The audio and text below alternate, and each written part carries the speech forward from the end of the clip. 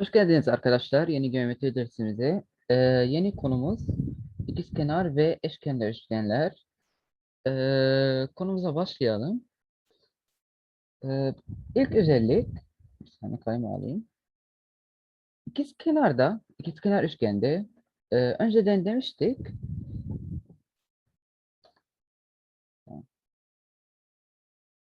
Bir AB,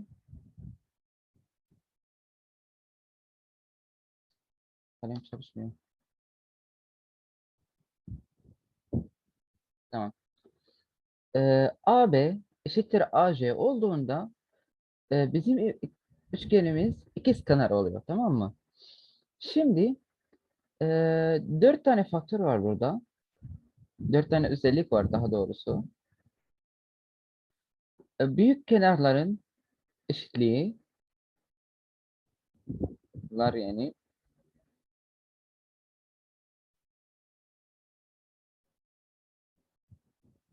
Buranın açıortay olması,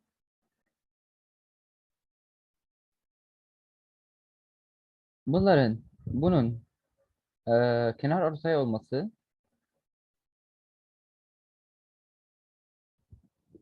bir de AD'nin diklik olması. Tamam. Bunların herhangi ikisi sağlandığında diğer ikisi otomatik olarak sağlanacak. Yani mesela Şeyma, mesela ileride şöyle bir soru göreceksin. Bir dikme indirmiş. Tamam. Dikme tam ortaya gelmiş. O zaman bu üçgen hem ikizkenar, yani büyük kenarlar eşit, hem de bu açıortay, tamam mı? Yani herhangi ikisi sağlandığında diğer ikisi otomatik olarak sağlanacak. Tamam, soru çözümüne başlayalım.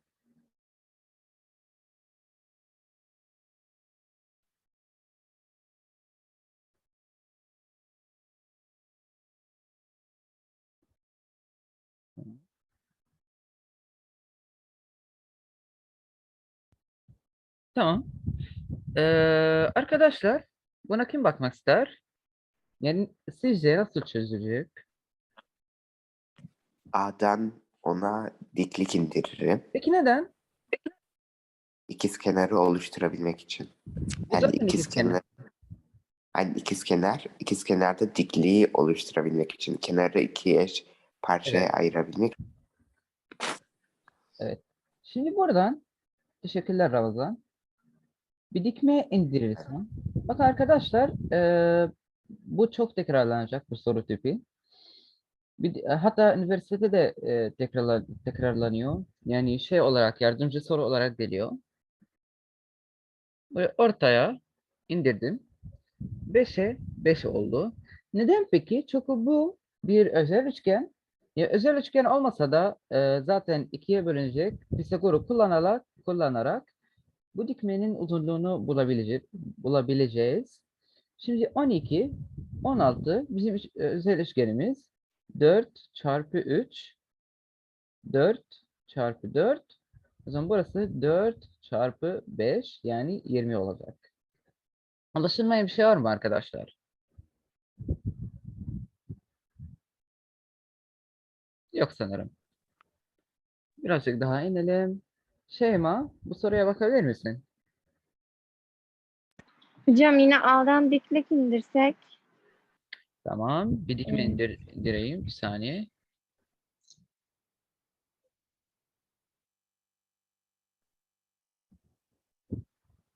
Tamam, ne oldu şimdi? 6'ya 6. Devam et. e, burada 30 derece var, 90 var. A'nın yanı 60 olur. Burası komple 60. Tamam. Güzel. Bunu görmen çok güzel. Hı hı. 60'ın gördüğü 6 ise 30'un gördüğü Hayır. yarısı olur. Evet. 60. 6'yı görmüyor. Bunu komple görüyor. Tamam mı? Ha. Peki Şeyma, bu dikmeyi biz aslında neden indirdik? Bunu E, ö- bulabilecek miyiz uzunluğunu? Evet bulabiliriz ama nasıl buluyorduk? 10, 6. O zaman burası 8 değil mi? Pisagor amcadan.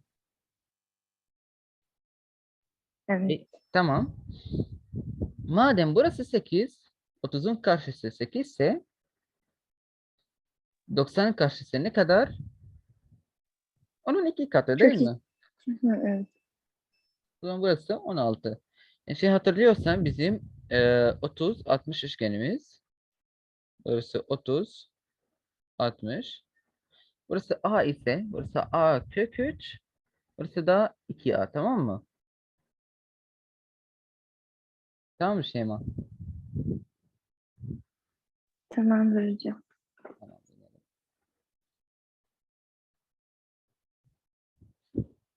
Sahil, bu soruya bakmak ister misin? Birlikte bakalım istersen. Tamam hocam. Tamam. Ne yapalım Hocam sence?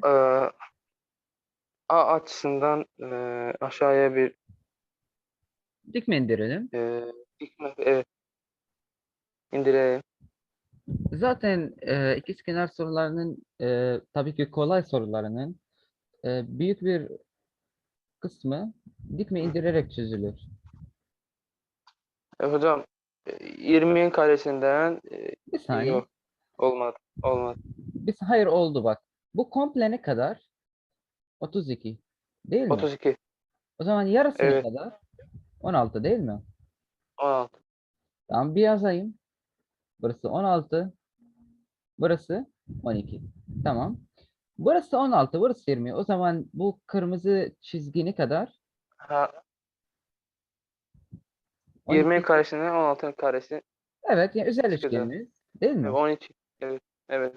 Evet. Peki burası 12. Burası da 12. X ne kadar?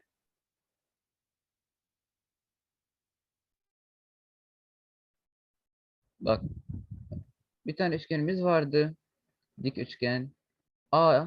A ise burası A kök 2. Tamam mı Sahil? 12 kök 2. 12 kök 2. Peki bu açı ne kadar Sahil? 60. 45. Çünkü Neden? çünkü bu bizim ikizkenar dik üçgenimiz. Ha, pardon, 45'e 45. 45. Tabii ki çizim yanlışı var. Çünkü bu 45 olamaz. Hayatta olamaz 45. Ama 45 yani. Tamam. Bir sonraki soruya geçelim.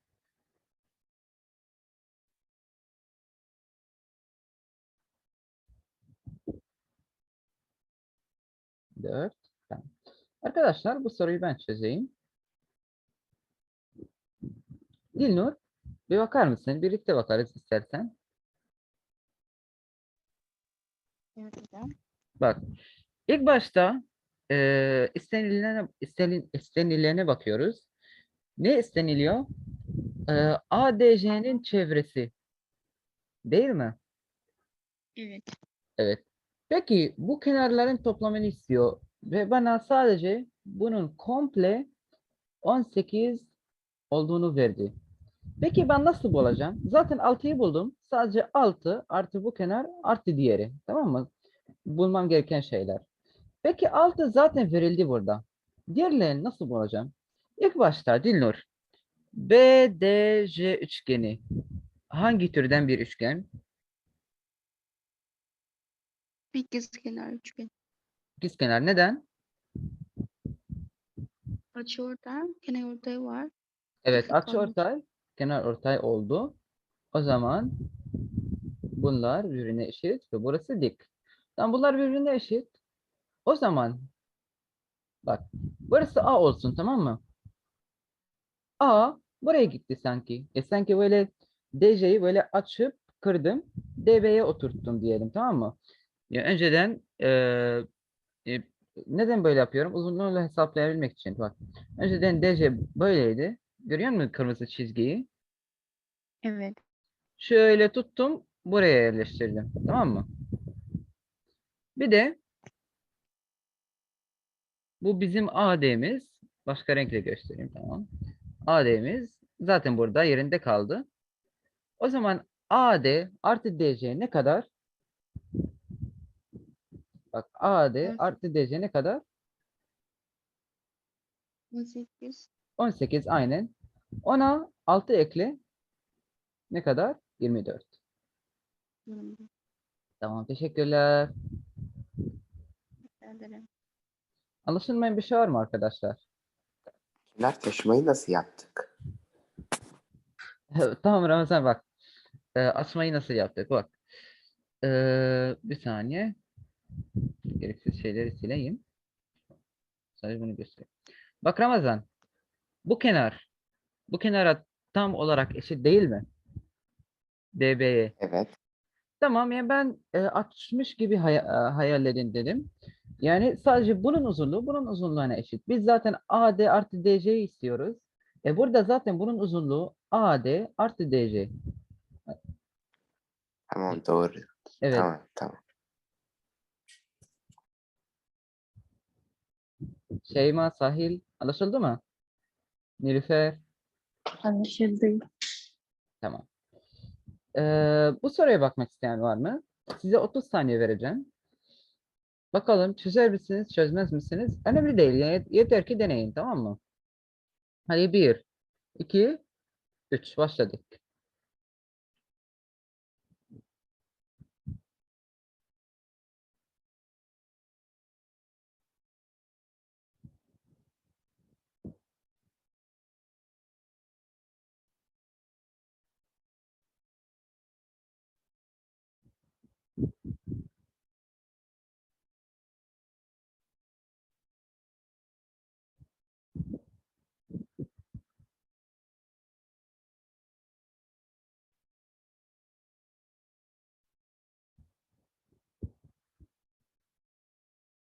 Süre doldu. Çözebilen var mıydı?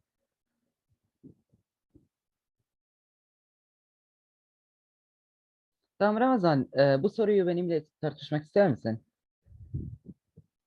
Tamam. Tamam bak Ramazan. İlk başta soruda bir şeyler görüyorum. Burada e, bir diklik var. Burada da bir diklik var. Ben ilk bakışta şey dedim. Ya burada zaten kenarın ortasına denk gelmiş. O zaman buradan uzatsam muhteşem üçlü elde edeceğim dedim. Ama muhteşem üçlüden hiçbir şey gelmiyor ki yani. Hiç bir işe yaramıyor zaten. Tamam ben değiştirdim. Dedim tamam. Burası dik mi? Ortaya geldi. Buradan bir şey uzatsam bir şeyler gelir mi? Gelmez. Bir şeyler geleceğini görmedim. Sadece bunun buna eşit olduğunu bulurum. Ama zaten bunların işime yaramayacağını biliyordum. Çünkü bunu komple A'da istedi. değil. BD'yi komple istemiş. Peki buradan buraya uzatmak tutmadıysa illa ki buradan mı birleştireceğim? Peki nereden birleştireceğim? Sen bir şey duydum senden A'dan B'ye. Hani A'dan B'ye bir çizgi çekelim. Tamam. Neden ama? İkiz kenarlı iki kenarda da aynı olacak. Karşısı da 13 olacak. Aynen Arkadaşımız olacak. diyor ki bu dikme ve kenar ortay olduğundan dolayı bu kenar bu kenara eşit olacak, tamam mı? Tamam. Şimdi bu kenar bu kenara eşit oldu. Benden istenilen neydi? Bu komple BD. Pisagor amcadan zaten BD 12 gelir. Tamam mı arkadaşlar?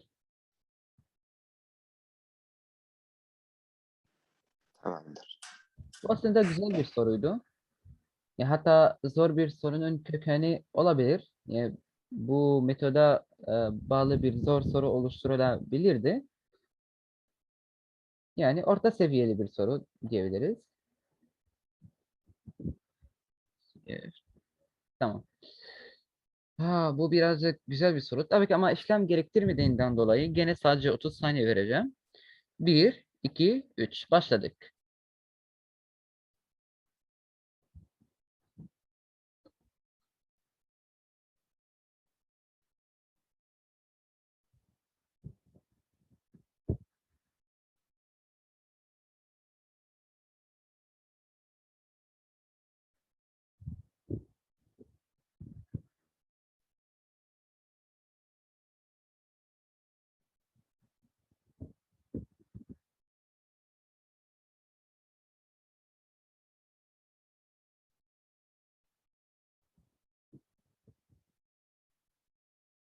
Tamam. Süre doldu. Bir şeyler bulabilen var mıydı?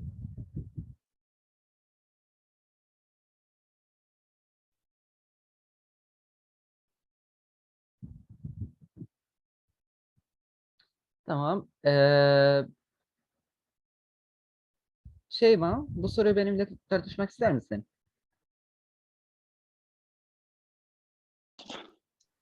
Hmm, hocam şuradan A'dan C'ye dikkat edersek. A'dan C'ye çizgi mi indirsen? Ama işine nerede yarayacak ki? Burada zaten hiçbir şey elde etmemiş olursun. Yani AC, AB'ye eşit olmadı ki. Çünkü bu ortada değil. Bu kenar, bu dikme ortada. Yani burası komple buna eşit olacak. Tabii ki çizim birazcık yamuk. Ama hayır. Burası kenar ortay değil. AD. Yani işimize yaramayacak. Peki Şeyma bak. Biz burada bütün verilenlerden yararlanmak istiyoruz değil mi? Bak resim Şeyma mikrofonun açık kalsın lütfen.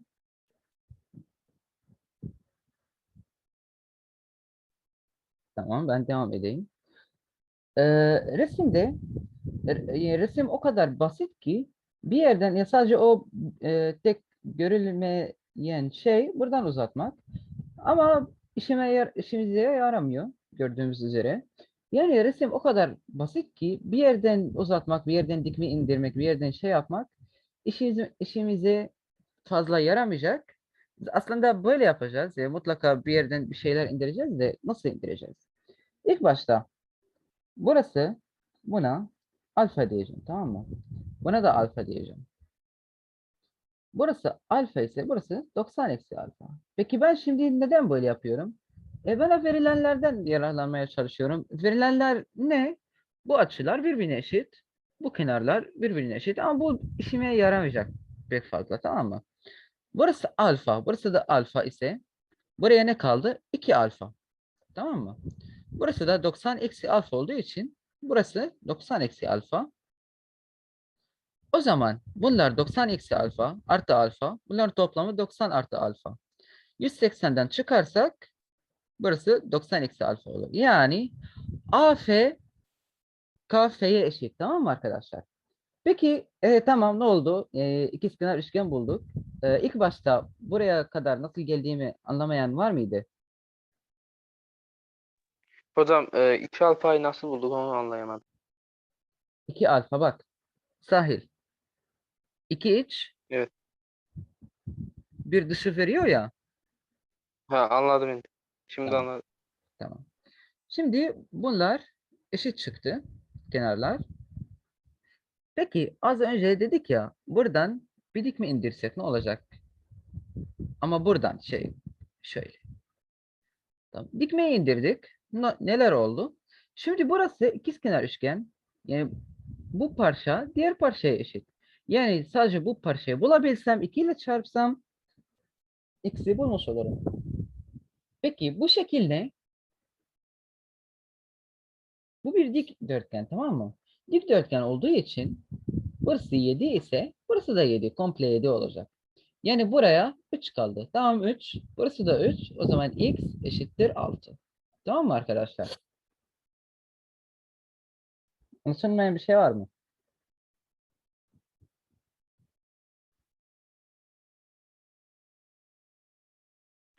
Yok. Tamam. Arkadaşlar bunu bir formül diğer kitaplarda bir formül gibi verildiğini gördüm. Yani x var, 7 var. Tabii ki aynı şartlar altında.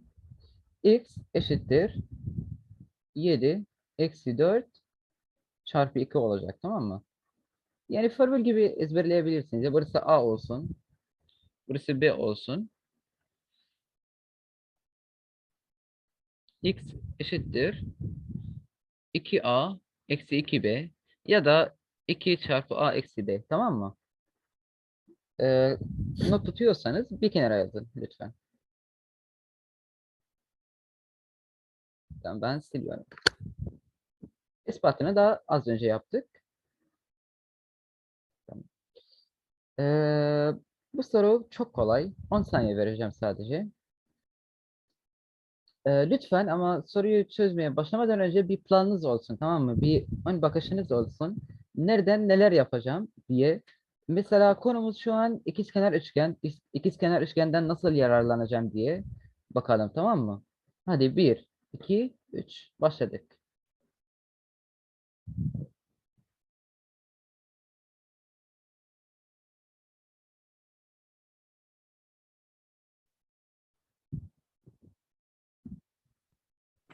Çözdüm. Tamam, süre doldu. Ramazan'dan başka çizen var mıydı?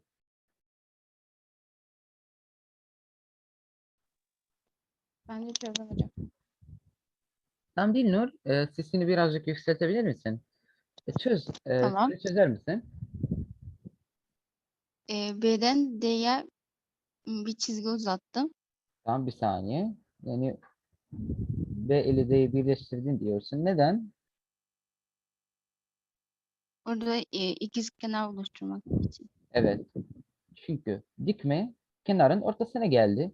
Konumuz zaten ikizkenar üçgen. Ya bundan yararlanmak istedik. İkizkenar üçgen oluşturmak istedik. Tamam. 25, 7. Buraya 24 kaldı. Değil mi? Bunu demek istiyordum. Evet. Tamam. Teşekkürler Dilnur.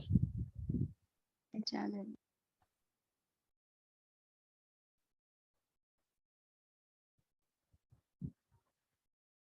Burada soru kalmadı mı? Kalmadı. Tamam. Arkadaşlar yeni bir formül. Ee, burada bir saniye kalemi tutayım. X y'ye paralel. Y'ye paralel mi dedim? Hayır. AC'ye paralel. Y ise AB'ye paralel, tamam mı? Tabii ki uzunluğu y olan kenar yani EF AB'ye paralel. Uzunluğu x olan yani DE AC'ye paralel ve çok önemli. Büyük üçgen ikizkenar. İkizkenar olmazsa bu formül sağlanmaz. Ee, herhangi bir kenar yani AB olsun ya da AC olsun, tabii ki bu hariç, bu kenar hariç. AB ya da AC eşittir X artı Y. Peki neden hocam? Tamam, bir bakalım. Burası alfa olsun. Burası da alfa olsun. Tamam mı arkadaşlar? Şimdi burası alfaya alfa ise, neyse buna bakmayalım, birazcık erteleyelim. Bu açı bu açıya eşit değil mi? Bu açıya eşit değil mi? Yöndeş açılardan. Bunlar birbirine paralel.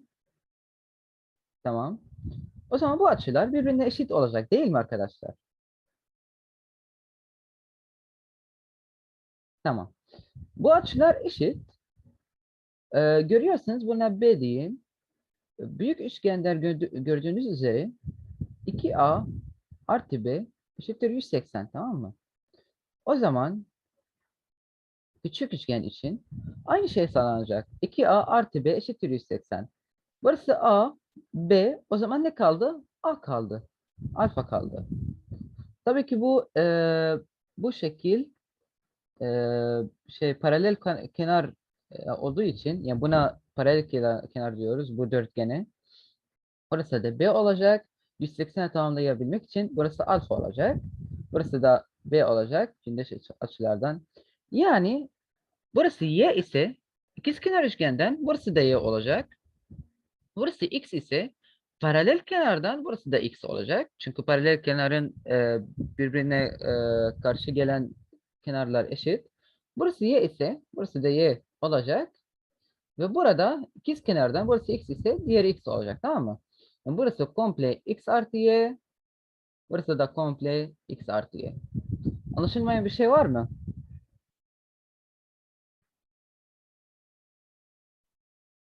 Yok. Tamam. Şeyma, Dilnur, Sahil. Şeyma gitti zaten. Anladım hocam. Tamam. Gidelim aşağıya. Hepsini sildim. Burada ne diyor? A, D, E, F'nin çevresi 12. O zaman AC ne kadar? Dilnur ne dersin?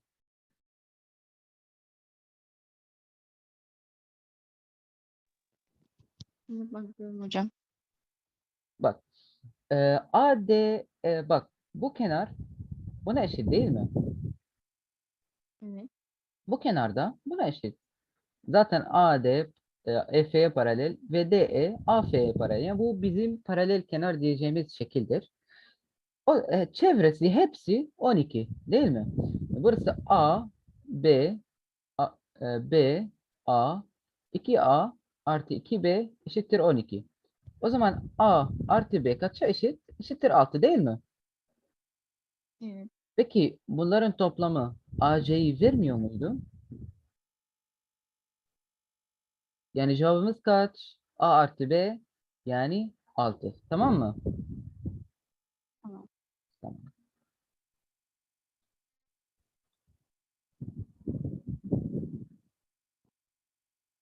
Tamam. Ramazan bu soruya bakmak ister misin? Bakalım. Şimdi burada ne yapabiliriz? Yani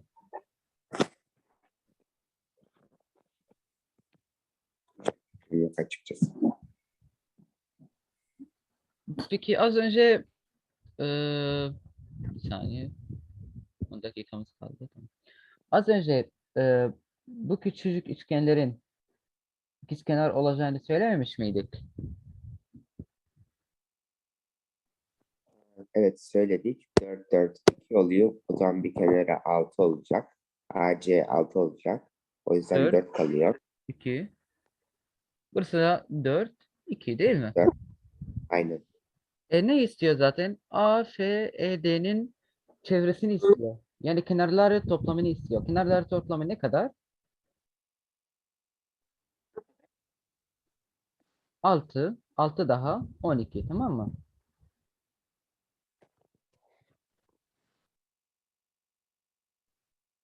Teşekkürler Ramazan. Anlaşılmayan bir şey var mı arkadaşlar?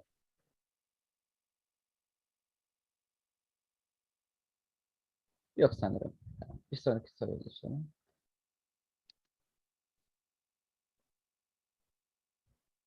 Tamam. Bu soruya bakmanız için bir saniye şey gitti. Tamam. BA, BC eşit. Tamam. Bu soruya bakmak için 10 saniye vereceğim. 1, 2, 3. Başladık.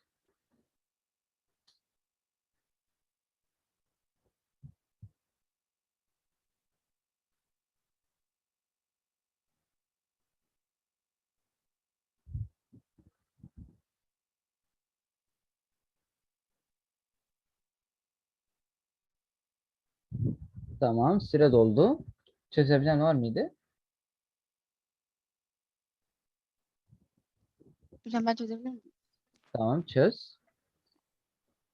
Ben de yaptım. O A'dan A alfa, A açısına alfa Bir dedi. saniye. Ses. A açısına alfa dedi. Evet. O B açısı da alfa. B açısı mı alfa? Hayır, orasını B dedi. Nasıl yani? Buna mı diyorsun alfa? Evet. Tamam. Alfaya alfa. Tamam. A, E, F de B açısı oluyor. Tamam. E, O zaman buna F alfa kabul açısı da ediyorsun. alfa. Evet, orası B. Tamam. Burası da alfa. Burası B. Tamam. Devam et. Alfanın karşısı 3 olduğu için bu alfanın da karşısı 3 olacak dedi. Burası 3. Burası da 3. Tamam. Burası 4. BKC kenarı. 4'e 4. Tamam. Şimdi çevresini istiyor. Toplayacağız. Evet. 7, 7, 14. 7, 7, 14. 8 daha 22. Teşekkürler. 22. Tabii ki sınavda böyle yapmayın. 7 artı 7 artı 8 diye yazın. Böyle yazın, tamam mı? Yani çözün. Böyle gözle çözmeyin. Toplama yanlışı Ama çıkar. bana sanki AC kenarı istememiş gibi geldi. Nasıl yani? AC kenarını istememiş, sadece A, B, C. Evet, zaten AJ'yi bulamayız zaten. O verdi. Bu zaten çünkü ikizkenar, eşkenar değil. Burası 3 ise burası 3 olmayacak. Sadece o 3 olacak. Bu yüzden verdi. Tamam, anladım. Hocam bir şey sorabilir miyim? Sorabilir miyim? Tamam, tamam sor. A, B, C yani nasıl 8'i anlayamadım. A, C'ni sormuyorlar mı? Yani A, B, C toplamı gitmiyor mu? Tarafların toplamı. Nasıl yani? Anlamadım. Daha Şimdi şu an bizde ne istiyorlar hocam? A- ABC'nin çevresini istiyor. Bakın arkadaşlar, bir şeklin çevresi demek ki kenarları varsa tabii ki bir şeklin çevresi yani bütün kenarları toplamı. Yani tabii ki dış kenarları. Yani AB artı BC artı AC, tamam mı? Evet, tamam, anladım. Tamam. Böyle yani paralel olduğu için BK'ya da 4 yazabilir miyiz? Evet, zaten burası 4. Burası 3'e 3. O zaman burası da 3. Burası 4'e 4. 7, 7 artı 8. Evet. Bu alfa iki yönle ispatlanabilir. Bir açılar toplamından, bir de yöndeş açılardan. Bunlar zaten yöndeş açılar. Birbirine eşit. Ee, Bu açı zaten buna eşit. Aha, o zaman bunlar eşit çıktı. Aynı şey de burada sağlanacak. Yöndeş açılardan şöyle, şöyle. Paralellikten dolayı. Bu kadar. Tamam, sonraki sorumuza geçelim. Hep aynı şey oluyor zaten. Tamam. Bu soruya gel. Bu formüle geldik. Arkadaşlar, burada diyor ki AB BC'ye eşitse burada mesela bir saniye. Ha, yok. Burada uygun bir örnek yok. Hepsi soru. ED artı DF eşittir büyük diklik, tamam mı? Yani kenarlardan eğilen dikmelerin toplamı bu büyük dikmeye eşit. Ama tabii ki aşağıdan indirilmiş olacak. Yani mesela buradan bir dikme indirsem bunu da toplamayacağız. Yani buna H3 deyip buraya artı H3 demeyeceğiz. Bununla işimiz yok. Sadece aşağıda BC'den diğer kenarlara indirilen dikmeleri tartışıyoruz. Tamam mı arkadaşlar? Tamam. Burada HB kenarı nerede? Ay, yüksekliği. HB yüksekliği bu. HC HC mi? son HC aynen bu. HC bu. Ha, tamam.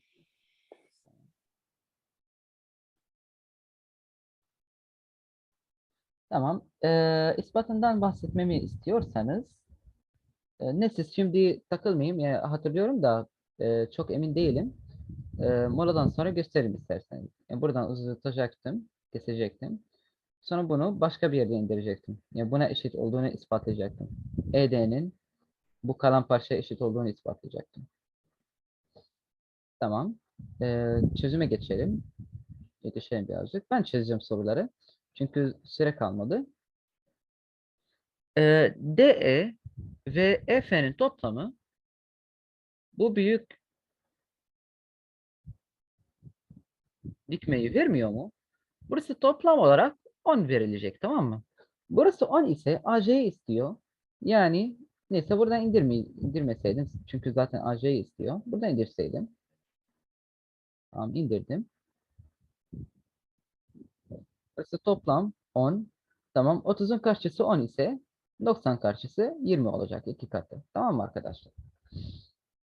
Sadece biz dikme indireceğiz. Nerede? 30'un karşısında, ondan yararlanabilmek için. Aşağıya indim. Tamam. Şimdi arkadaşlar alfa açısı ne kadar?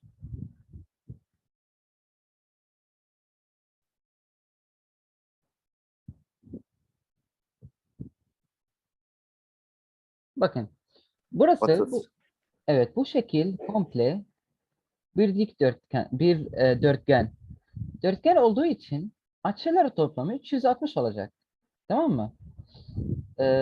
İlk derste açıları toplamı formülünü e, gösterdik, ispatıyla gösterdik. Oraya bakabilirsiniz. Bunların toplamı 180 ise bunların toplamı 180 kaldı. O zaman burası 30 olacak. Tamam mı? Tamam, orası 30. Tamam, soruya devam edelim. Şimdi ne istiyor? AC istiyor. Aha, önceki sorunun tam aynısı. Buradan dikme indireceğiz. Burası 1, burası 3.